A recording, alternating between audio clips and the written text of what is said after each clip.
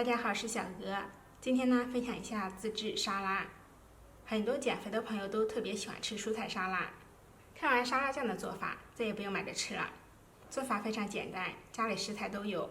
首先准备1个鸡蛋黄，再加入25克白砂糖，用打蛋器高速打发5分钟左右，打到鸡蛋黄变白膨胀。再准备200克熟油。用颜色比较浅一点的、味道比较淡一点的玉米油或葵花油最好。我们依次加入1小勺油，用打蛋器打至油完全融合，然后再来加油，大概加5-6次，蛋黄会变得有点粘稠，打起来有点阻力。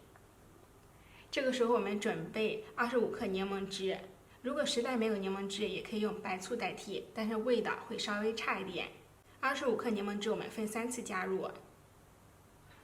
加入柠檬汁之后，它的蛋黄会有点稀，这个是非常正常的现象。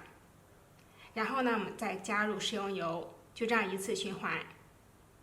打到蛋黄粘稠之后，我们再来加柠檬汁，然后再这样加油、加柠檬汁。最后呢，我们加入食用油，打至蛋黄变得粘稠。我们的沙拉酱就已经完成了，真的非常的简单。